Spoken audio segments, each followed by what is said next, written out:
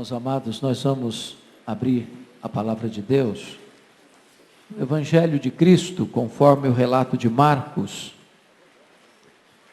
capítulo 1.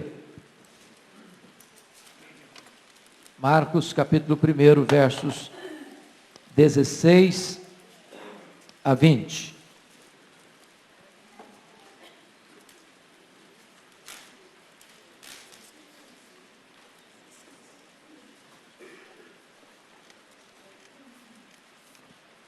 Marcos, capítulo 1, 16 a 20.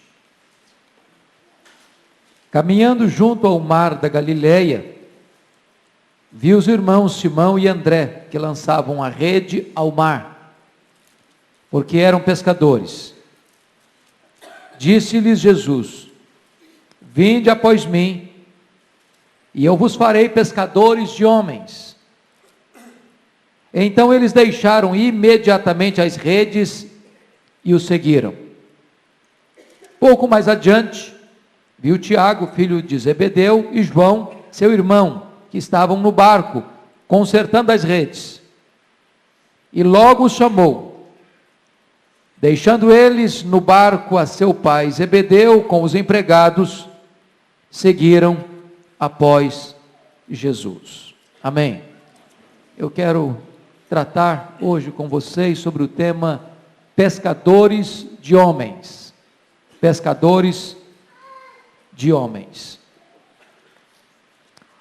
É um fato absolutamente verdadeiro que todas as pessoas que são chamadas para a salvação são enviadas a proclamar a salvação. Todos nós que fomos convocados para pertencermos à igreja, agora somos agentes do reino a proclamar o evangelho da salvação. Nenhuma pessoa está dispensada, nenhuma pessoa deve se sentir excluída. E quando você olha o Novo Testamento, sobretudo os evangelhos, você vai encontrar 3 chamados bem específicos na vida dos discípulos. Primeiro, é o que nós chamaríamos o chamado para a salvação. Eles eram discípulos de João Batista, alguns deles, e Jesus os chama para o seguirem, e eles largam as fileiras de João Batista e seguem a Jesus. E esse é um chamado para a salvação, para pertencer à igreja do Deus vivo. E louvado seja Deus, eu quero crer que todos nós que viemos aqui, fomos chamados para a salvação, e atendemos esse chamado. A voz de Deus nos alcançou, a voz do divino pastor entrou pelos ouvidos da nossa alma, e nós claramente atendemos esse chamado, e passamos a seguir a Cristo. O segundo chamado, ou chamado para o discipulado, é esse chamado aqui.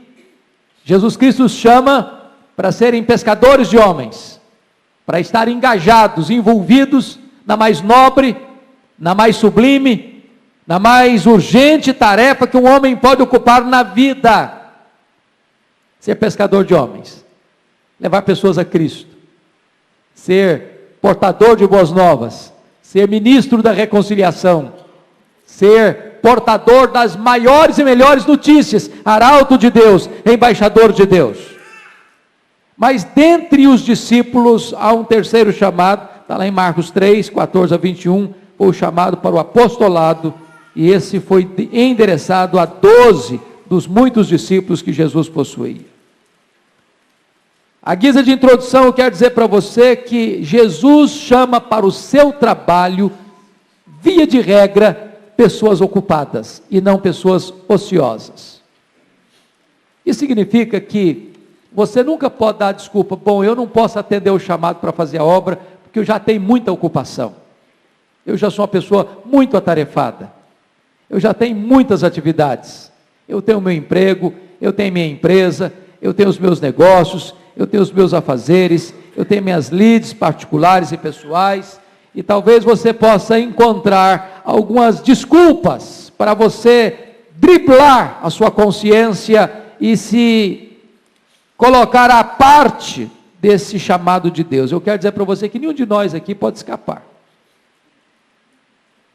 Quando Deus chamou Moisés, ele estava lá lidando com ovelhas nas regiões toscas do Sinai. Quando Deus chamou Gideão, ele estava lá malhando trigo. Bem verdade que escondido num lagar, porque lagar não é lugar de malhar trigo, mas ele estava lá. Quando Deus chamou Amós, ele estava lá cuidando de rebanhos.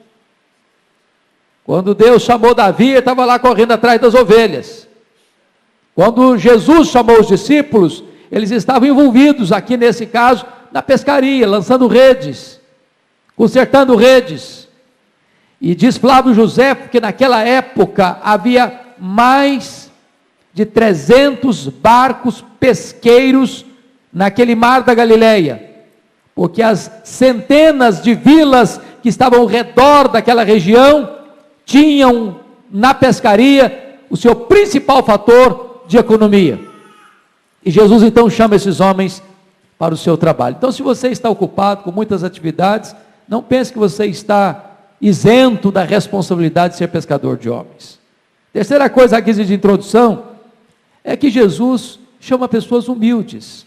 E eu acho que se você e eu fôssemos recrutar pessoas para o nosso empreendimento, nós seríamos talvez mais criteriosos, mais seletivos, mais cuidadosos, mais atentos a determinadas habilidades. Julgaríamos nós fundamentais. Jesus chama pescadores. E mais tarde, depois do treinamento de 3 anos com Jesus, lá em Jerusalém, eles ainda são chamados de iletrados. Nós talvez não chamaríamos essa gente. Nós julgaríamos essas pessoas inabilitadas, incapacitadas. E nós julgaríamos que com gente desse naipe, nós não poderíamos produzir uma revolução, um impacto no mundo. Mas eu quero dizer para você, querido, que Deus usa a você e a mim, como nós somos, com as nossas limitações, com as nossas deficiências. Isso significa que Deus não precisa de estrelas para fazer a sua obra. Deus pode usar gente simples. Mas alguém simples, cheio do Espírito Santo, pode botar o mundo de cabeça para baixo, transtornar o mundo, como foi dito lá em Tessalônica. Por isso ele chamou esses homens. Se você parar para perceber agora, nós temos que considerar esse chamado de Cristo. Eu convido você para olhar então o texto que nós lemos, para nós fazermos uma exposição dele. Primeiro, chama a sua atenção para a natureza do chamado para ser pescador de homens. E a primeira coisa que eu destaco é que o chamado de Cristo é soberano. Confira o verso 17. Você pode ler comigo? Disse-lhes Jesus: vinde após mim, e eu vos farei pescadores de homens. Jesus não dá uma preleção primeiro. Jesus não dá uma palestra motivacional primeiro. Jesus não conta para eles, se eles aceitarem, eles terão esta e aquelas outras vantagens. Jesus nem mesmo aponta para eles os perigos. Jesus chega e apenas diz: vinde após mim, e eu vos farei pescadores de homens. Por trás desse convite, há uma autoridade soberana. E ele é soberano nesse chamado. Você e eu fomos chamados soberanamente para a salvação. Porque na verdade, esse chamado é uma convocação irrevogável. Aos que Deus predestinou, a esses Deus também chamou.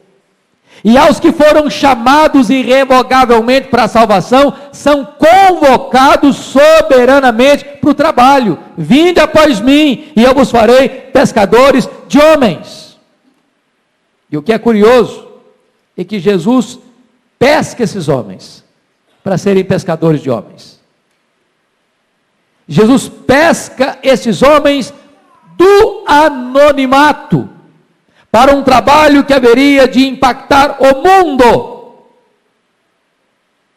Jesus pesca esses homens para serem colunas da igreja, para serem luzeiros do mundo, para serem ganhadores de almas. E esse chamado é direto, esse chamado é imperativo, esse chamado é soberano. Mas notem a segunda coisa aqui. Segundo lugar, o chamado de Cristo é para uma relação pessoal com Ele. Vinde após mim. Notem uma coisa importante aqui, irmãos. O chamado não é prioritariamente para pescar homens. O chamado é prioritariamente para seguir a Cristo. Vinde após mim. O que significa isso? Significa que a maior prioridade sua e minha não é fazer a obra de Deus. A maior prioridade sua e minha é andar com Deus da obra. O Deus da obra é mais importante que a obra de Deus. Andar com Jesus é mais importante e prioritário do que fazer a própria obra de Jesus, porque não há obra de Jesus sem andar com Jesus na obra. Então a primeira coisa que Jesus faz é: vinde após mim. Em outras palavras, vida com Deus é mais importante do que trabalho para Deus. Andar com Jesus é o próprio alicerce do ministério para Jesus. Isso porque Jesus está mais interessado em quem você é do que no que você faz.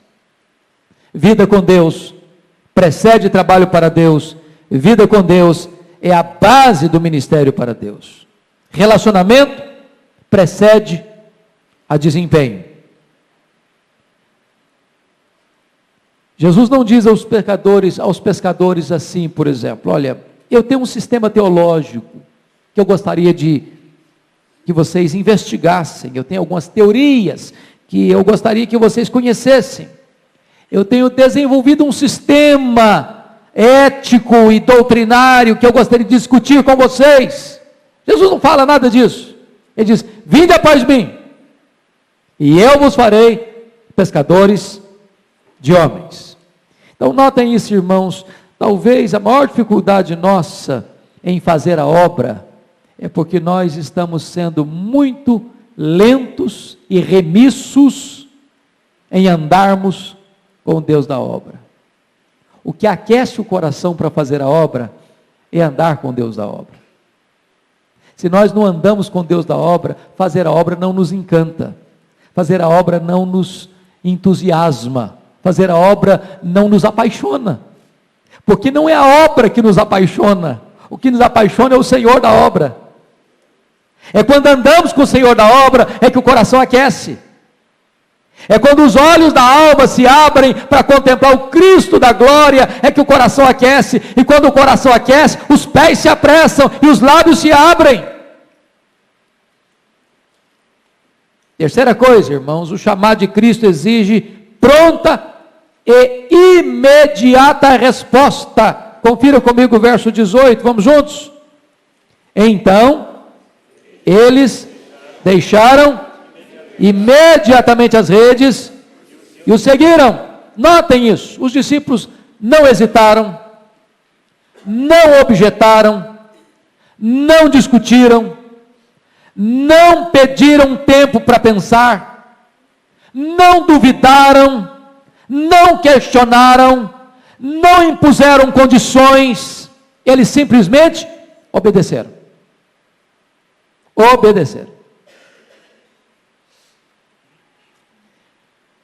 Na verdade, vocês já pararam para perceber que o universo inteiro escuta a voz de Deus e obedece imediatamente? Deus disse: haja luz, e houve luz. Deus ordena o sol parar, e ele para. Deus ordena as estrelas apareçam, e elas aparecem. Deus ordena os anjos, e eles saem como um relâmpago, com vento, para obedecer sua voz. Deus ordena uma mula para profetizar, e ela profetiza. Deus ordena um verme para cortar uma planta, e ele vai lá e obedece. Deus ordena os demônios, eles batem em retirada. Deus ordena a você e a mim, e nós não deveríamos questionar, duvidar, protelar, deveríamos obedecer imediatamente. Eles imediatamente obedeceram.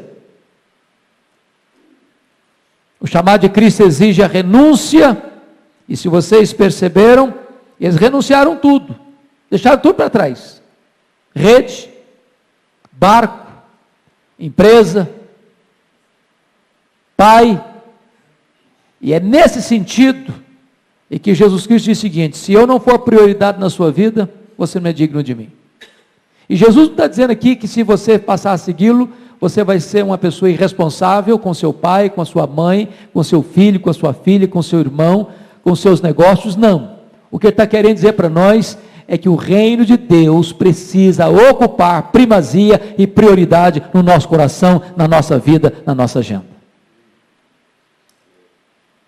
Mais do que isso, irmãos, o chamado de Cristo passa por uma preparação. Prestem atenção nessa ordem: vinde após mim, e eu vos farei.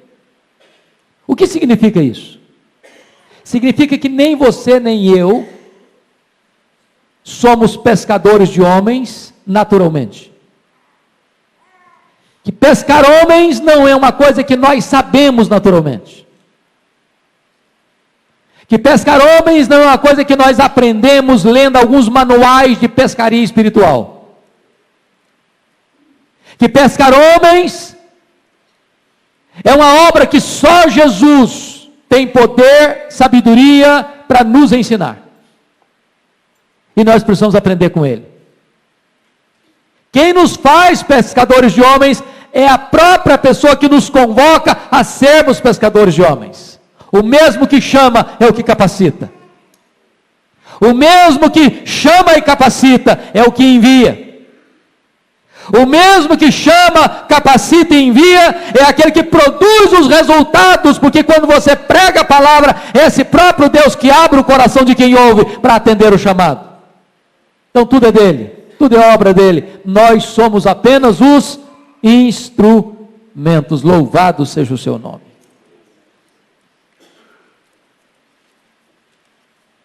Mas mais do que isso, irmãos, o chamado de Cristo para pescar homens é um trabalho de consequências eternas. Hoje, há aquelas pessoas que usam a pescaria como seu ganha-pão, seu meio de vida. Existem pescadores profissionais. Mas muitos aqui, talvez, sejam pescadores. Pescadores de final de semana, pescadores de tempos de férias, pescadores como hobby, pescadores como lazer.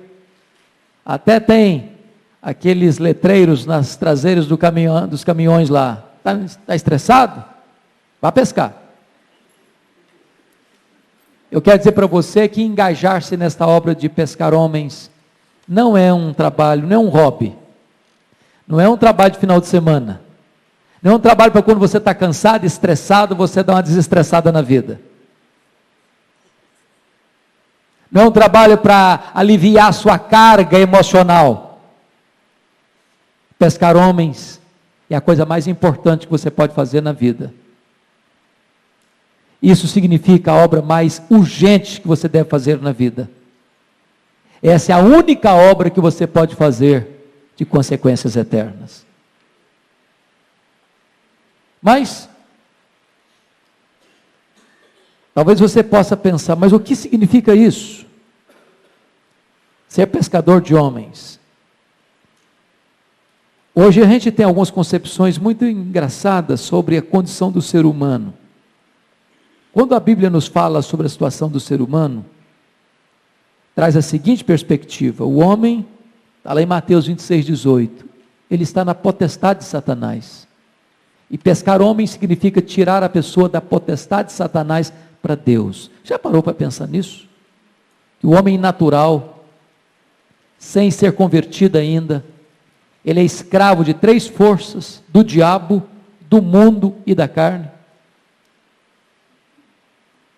E pescar uma pessoa é arrebatá-la das garras de Satanás, do poder de Satanás, da potestade de Satanás para Deus.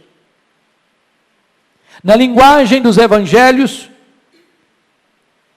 o diabo tem uma casa, ele é o valente, ele está bem armado, ele guarda em segurança todos os seus bens. Que bens são esses? São as pessoas que ainda não nasceram de novo. Estão lá na casa do diabo, guardada pelo diabo, em segurança. Para que essas pessoas sejam arrancadas de lá, é preciso que alguém mais valente do que o diabo, mais forte do que o diabo, entre na casa do diabo, arranque a armadura do diabo e tire da mão do diabo aquela propriedade que está lá. Pescar homens é isso. Você não pesca homens na sua força, na sua inteligência, na sua estratégia. Você faz essa obra com Cristo, porque é Cristo quem vai à frente, Ele quem abre o caminho, Ele quem transforma a vida, Ele quem arrebata a pessoa das mãos de Satanás, Ele quem tira a pessoa do império das trevas e a translada para o reino da luz. Então essa é uma obra de consequências eternas. Mas eu queria tratar com você ainda sobre as exigências do chamado para ser pescador de homens. A primeira coisa que o chamado de Cristo implica num rompimento com o passado. Você pode olhar o verso 18 comigo? Vamos juntos? E eles deixaram imediatamente as redes e o seguiram. Agora vamos o 20. E logo o chamou, deixando eles no barco a seu pai Zebedeu, com os empregados, seguiram após Jesus. O que significa isso? Nem trabalho, nem empresa, nem família pode ser um obstáculo, nem um impedimento para você atender ao chamado de Cristo.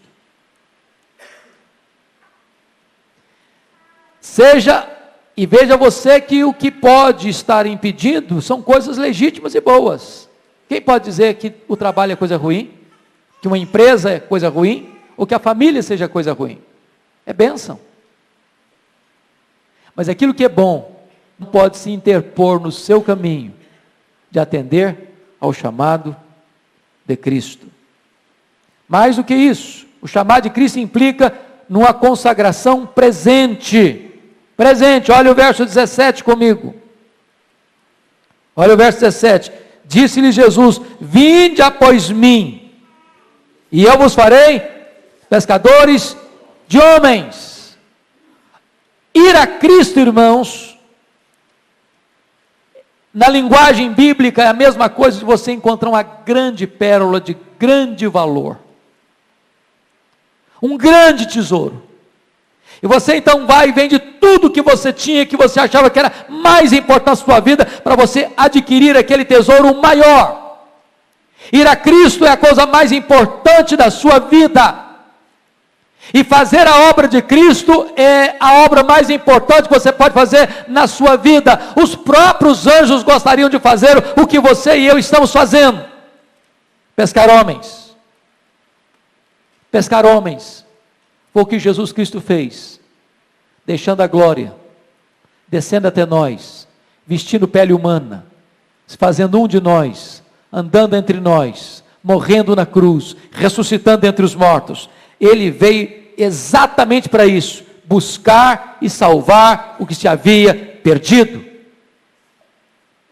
E agora esta mesma obra que ele se engajou nela, ele comissiona você e a mim, para entrarmos nesse mesmo projeto, para irmos buscar os perdidos. Buscar os perdidos.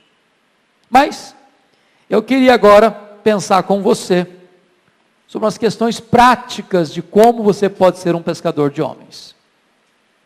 Aprendizado prático para tornar-se um pescador de homens. Então, vamos pensar nessa figura, pescador de homens. E aí você pode perguntar assim, o que é que tem a ver, que conexão existe entre pescaria e ganhar almas? Ou, em outras palavras, que tipo de ligação ou conexão tem peixe com homem? O que é que Jesus, na verdade, está querendo dizer com isso? Vinde a mim, eu vos farei pescadores de homens. Ele está tratando aqui não apenas de evangelismo, pescar homens. Ele está tratando aqui também de metodologia. Pescar. Em outras palavras, o segredo do evangelismo efetivo não é somente compartilhar a mensagem de Cristo, mas também seguir a metodologia de Cristo. Um bom pescador precisa entender os peixes. Por exemplo, precisa saber onde os peixes estão no lago, a que hora os peixes gostam de comer, qual a isca a usar com os diferentes tipos de peixes, quando mudar de isca. Por exemplo, tem peixes que gostam de águas profundas, tem peixes que gostam de águas rasas, tem peixes que gostam de ficar entre as pedras ou escondido nas pedras. Em outras palavras, não existe um padrão decidido ou definido para a pescaria. Na evangelização é a mesma coisa. Em outras palavras, você precisa ter versatilidade para entender o melhor método. No evangelismo, portanto, nós temos duas coisas importantes. Primeiro, você não tem o direito, você não tem a liberdade, você não tem licença para mudar a mensagem. A mensagem é a única, a mesma, sempre a mesma. É a mensagem do Evangelho, é a mensagem da graça, é a mensagem da cruz. Essa mensagem não se mexe, não se muda, não se altera. Agora, a forma, a metodologia, a abordagem, pode e deve mudar. Então há dois perigos no evangelismo. Primeiro deles, mudar a mensagem. Segundo deles, engessar os métodos. São dois perigos. Pensa comigo na maneira como Jesus usou isso. Como é que ele abordou Nicodemos? Nicodemos era um teólogo, era um mestre. Já começa elogiando Jesus: mestre, sabemos que és vindo da parte de Deus, porque ninguém pode fazer esses sinais que tu fazes, se Deus não for com ele. Ele começa como um mestre a rasgar, abrir dos elogios a Jesus, e Jesus não entra na linguagem dele. Em verdade, te digo, se tu não nasceres de novo, não podes ver o reino de Deus. Agora imagine que logo depois, lá no capítulo 5, Jesus chega para um camarada que estava paralítico há 38 anos, e Jesus chegasse para ele e falou: olha, você precisa nascer de novo. Falei: mas eu não quero de jeito nenhum, porque essa vida já está sofrida demais. O que é isso? Não, eu não quero esse negócio não. A abordagem é outra. Você quer ser curado? Você quer ser curado? Mudou a abordagem. Quando Jesus vai falar com a mulher samaritana, ele está com sede, e ele conhece a sede existencial da alma dela. Diz: mulher, se tu conheceras aquele que fala contigo, tu me pedirias e eu te daria a água da vida.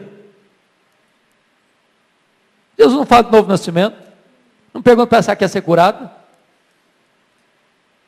Jesus conhece cada pessoa, Jesus conhece cada realidade, Jesus conhece cada tipo de peixe. Tudo é peixe, tudo precisa da mesma verdade, mas a abordagem para se alcançar o coração é diferente. É diferente. O evangelismo aborda tanto o conteúdo quanto o método. Orienta não apenas o que falar, mas também como falar. Jesus concede a missão e também a metodologia. E eu gostaria então de dar aqui algumas pistas para os meus irmãos. Primeiro, saiba o que você está pescando. Então eu vou precisar de você olhar comigo alguns textos, porque Jesus vai dar algumas formas metodológicas para a gente entender melhor isso. Abra lá em Mateus 10, por favor. Mateus 10. Versos 5 e 6. E eu quero que você acompanhe a leitura, lendo comigo inclusive. Mateus 10, 5 e 6. Vamos juntos comigo? Vamos lá? A estes 12 enviou Jesus, dando-lhes as seguintes instruções: não tomeis rumo aos gentios, nem entreis em cidades samaritanos, mas de preferência procurai as ovelhas perdidas da casa de Israel. Para cada tipo de peixe você usa uma isca própria e o método certo.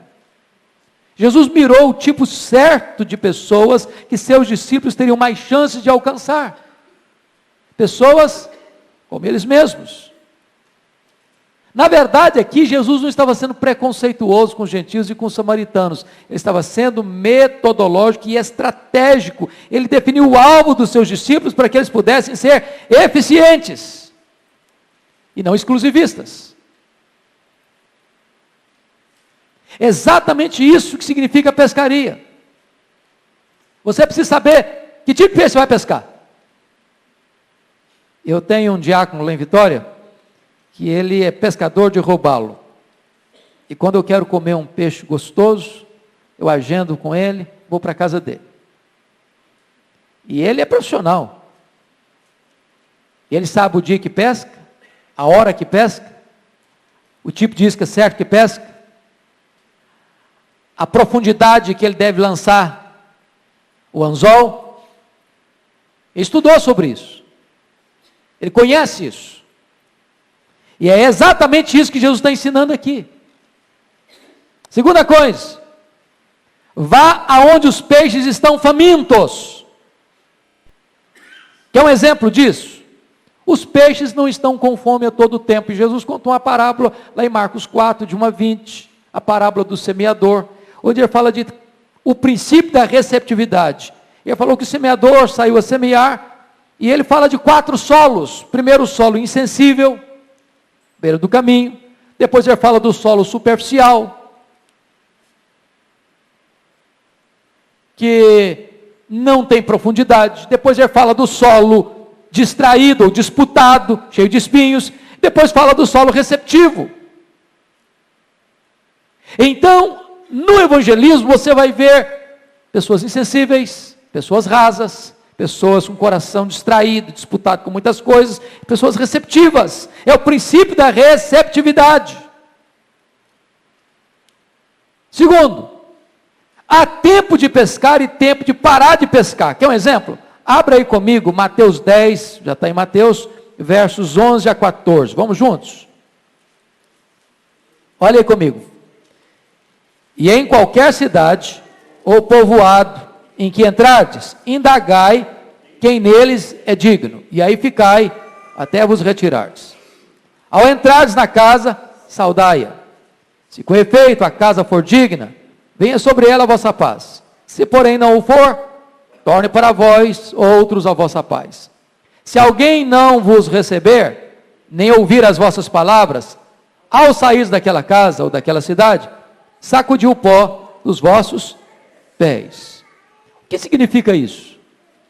O que Jesus está ensinando aqui para os discípulos é que eles não deveriam permanecer ao redor de pessoas não receptivas.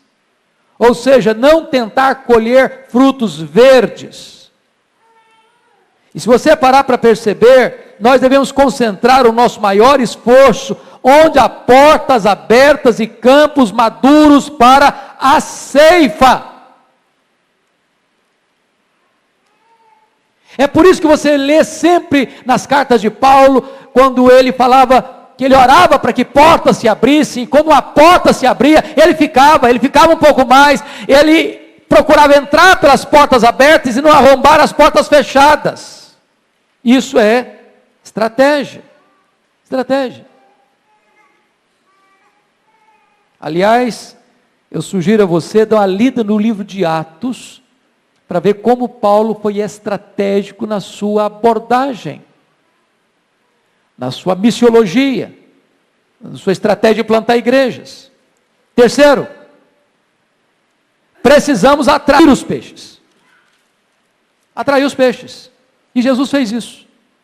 Ele andava por toda parte, curando os enfermos, libertando os oprimidos, purificando os leprosos, alimentando os famintos, socorrendo as pessoas.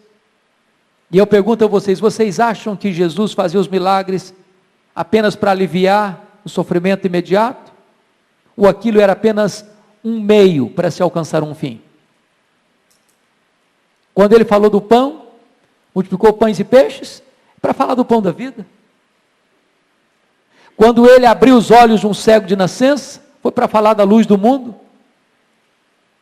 Em outras palavras, irmãos, a igreja pesca homens. E às vezes nós precisamos ser sensíveis com as pessoas, amáveis com as pessoas, cuidar das pessoas. No 5º domingo deste mês, se Deus permitir, eu vou estar pregando na Igreja Batista Central, ou Primeira Igreja Batista de Belo Horizonte, e o pastor Paulo Mazzoni estava me compartilhando a sua experiência. Quando Deus colocou no coração dele, há alguns anos, o propósito de amar a cidade, de cuidar de pessoas, de amar pessoas, de acolher pessoas, de receber pessoas. E ele disse como esse espírito de amor, de ternura, de compaixão, de misericórdia entrou no coração dele, nos membros da igreja, e como a igreja começa a acolher pessoas, e a igreja pula de 400 membros para 8.000 membros em pouco mais de 6 anos. Exatamente porque há necessidade que as pessoas sejam amadas. Se você parar para perceber por que a igreja de Jerusalém cresceu, explodiu tanto, ela contava com a simpatia do povo. Hoje eu recebi um e-mail de um cidadão, criticando a igreja evangélica, numa palavra tão amarga, tão dura, censurando todo mundo. Quem não rezava exatamente de acordo com a cartilha dele, ele anatematizava. Ou seja, esse tipo de discurso faz o quê? Espanta, afasta, agride, machuca, é preconceituoso. Em vez da pessoa atrair com doçura, em vez da pessoa atrair com ternura, com graça, com bondade, com misericórdia, com compaixão, as pessoas afastam ainda mais. É preciso atrair o peixe, para pegar o peixe. Então, amados irmãos, isso significa o quê? Uma igreja amorosa, uma igreja compassiva, uma igreja bondosa, uma igreja que revela a graça de Deus, a ternura de Cristo, a compaixão de Cristo, o amor de Cristo, a doçura de Cristo. Se existe uma coisa que me encanta nos evangelhos, é que nunca uma pessoa chegou com o coração quebrado perto de Jesus, sem ser tratado, sem ser curado. As pessoas que saíam piores, eram aquelas pessoas que chegavam já decididas, endurecidas, apenas para pegar Jesus num contrapé, mas toda pessoa que chegou perto dele, coração quebrantado, saiu de lá restaurado. Quarto princípio, é preciso pescar em alto mar, onde os peixes estão. Irmãos, vamos parar um pouquinho para pensar. Eu vos farei o quê? Pescadores de homens. Agora, a igreja ou o barco? Está a nossa postura hoje? Vamos deixar os peixes pular no barco, gente. Nós estamos no barco, nós estamos atravessando. Se o peixe quiser pular no barco, ele vai ser salvo. Foi isso que Jesus ensinou? Não, queridos. Porque, vamos parar para pensar aqui. Não é verdade que hoje a maioria da nossa obra evangelizadora está concentrada no templo? Não é verdade isso? A gente faz conferência evangelística para as pessoas virem ao templo. A gente realiza um culto dominicalmente para as pessoas irem para o templo. Aí a gente faz um congresso para as pessoas virem para o templo. A gente quer que o peixe pule na nossa rede. Se você parar para perceber o ministério de Jesus, ele não focou o ministério dele nem no templo, nem na sinagoga. Ele percorria povoados, vilas, cidades, e por onde ia pescando homens, ia pescando homens, ia pescando homens. Nós precisamos ir lá em alto mar onde os peixes estão, nas ruas, nas praças, nos becos, nas empresas, nos hospitais, nos lugares públicos. É isso que Jesus nos ensina nesse princípio aqui. Eu vos farei pescadores de homens.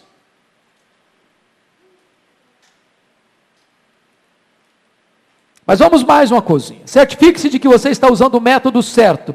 Olha aí agora comigo Lucas 10:8. Por favor, um método que Jesus nos ensina na pescaria aí.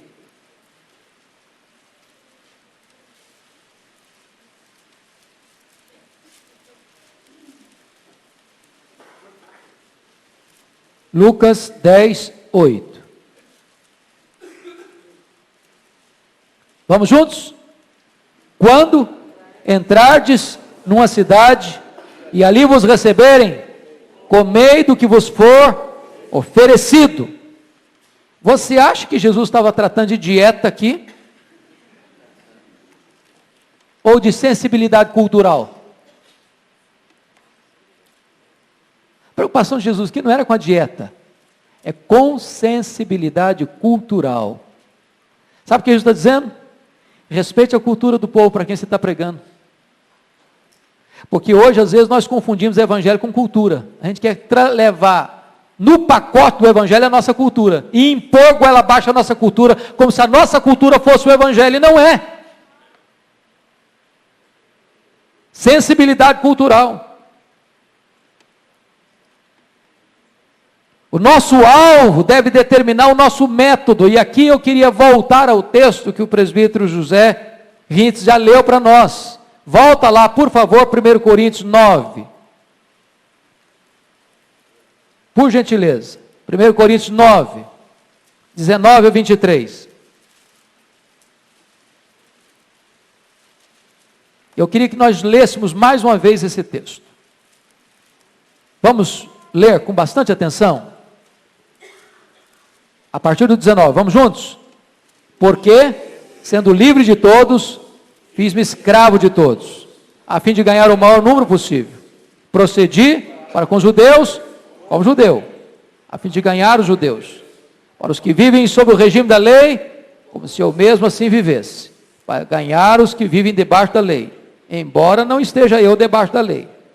Aos sem lei, como se eu mesmo fosse, não estando sem lei para com Deus, mas debaixo da lei de Cristo, para ganhar os que vivem fora do regime da lei. Fiz-me fraco para com os fracos, com o fim de ganhar os fracos. Fiz-me tudo para com todos, com o fim de, por todos os modos, salvar alguns. Tudo faço por causa do Evangelho, com o fim de me tornar cooperador com ele. Algumas pessoas dizem assim, Paulo está sendo camaleônico aqui. Camaleônico. Não, Paulo não está sendo camaleônico, não. Paulo está sendo o quê? Estratégico. Estratégico. Nós precisamos ter essa habilidade, essa flexibilidade. Com quem nós estamos lidando? Com quem nós estamos tratando? A quem estamos conversando? A quem estamos evangelizando? A quem estamos discipulando? Vamos conhecer as pessoas, a cultura delas, o jeito delas. Que é uma coisa interessantíssima. Capítulo 15 de Atos. Surgiu um assunto. Os fariseus disseram assim para a igreja gentílica: se vocês não se circuncidarem, vocês não poderão ser salvos. Paulo diz: não, está errado. Está errado. Vamos convocar um concílio. Vamos discutir a matéria. Não podemos colocar circuncisão como fator essencial para a salvação, porque isso anula a obra completa e eficaz de Cristo. Decisão tomada: não precisa circuncidar não, só a fé em Cristo é suficiente. Aí no capítulo 16, quando eles estão partindo para a segunda viagem missionária, o Timóteo vai com Paulo. Paulo circuncida Timóteo. Falou: Timóteo, Paulo, mas que negócio é esse? Você não tinha feito uma briga imensa lá atrás para não ter circuncisão? Por que você circuncida o Timóteo? Que incoerência, camarada. Para que brigou lá atrás então? Incoerência nenhuma. Coerência nenhuma. Paulo briga por circuncisão, dizendo o seguinte: se você me falar que circuncisão é necessária para a salvação, eu brigo. Eu não aceito. Não admito. Agora, se circuncidar alguém vai facilitar o caminho para eu pregar o evangelho, aí não tem problema, posso circuncidar. Se o problema é apenas de flexibilidade cultural para alcançar o coração das pessoas, posso circuncidar. Eu só não aceito que seja elemento fundamental teológico como base de salvação. O que é isso? Sensibilidade. Você tem que saber a que peixe você está pescando. Tem que saber. Agora, note isso, irmãos. Use mais de um método para apanhar um número maior de peixes. Tem gente que só sabe pescar de anzol. É 1 a 1 só e acabou. E ele pensa que a única maneira de pescar no mundo é 1 a 1. Aí radicaliza o método. Não, esse negócio de pescar de uma dá trabalho demais, isso dá muito trabalho. Eu pesco de tarrafa, eu pesco um grupo de uma vez. Não, meu negócio é o seguinte, eu gosto de rede de arrastão. Aí o resultado é maior ainda. Ô gente, tem espaço para evangelismo pessoal, tem espaço para evangelismo de grupos familiares, tem espaço para evangelismo de massa, uma grande cruzada, tem espaço para você evangelizar no templo, tem espaço para você evangelizar na rua, tem espaço para você evangelizar na mídia, tem espaço para você evangelizar na televisão, no rádio, na internet, na literatura. Ou seja, use vários métodos, todos os métodos legítimos, possíveis, disponíveis. Porque qual é o nosso propósito? Pescar a maior quantidade possível. Mas eu quero concluir. Pescar homens é a coisa mais séria, mais necessária e mais urgente do mundo. Você não deve fazer isso só quando você está de folga, não. Nem num feriado. Nem apenas no final de semana. Nem apenas para você refrescar a sua cuca. Pescar homens deve ser a obra mais urgente, mais importante da sua vida. Essa tarefa é imperativa, essa tarefa é intransferível, essa tarefa é impostergável. Que Deus nos ajude a entrarmos nesse negócio. Sermos pescadores de homens. Curva sua fronte, por favor.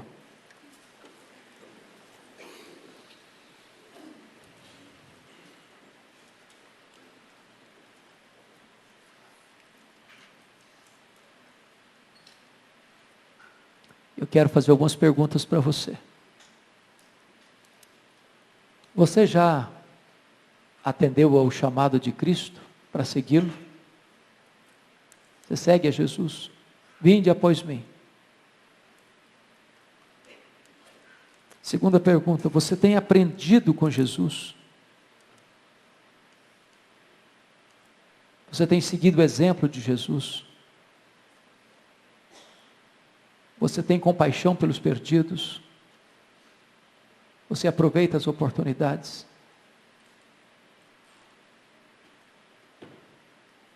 Você tem procurado ser sensível às pessoas, para começar onde elas estão?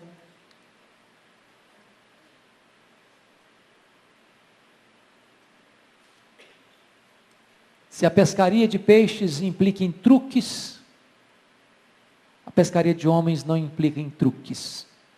Você não lida com truques, você não lida com isca, você lida com a verdade. A verdade. Eu quero fazer uma pergunta ao seu coração. Você conhece alguma pessoa que já foi levada a Cristo por seu intermédio?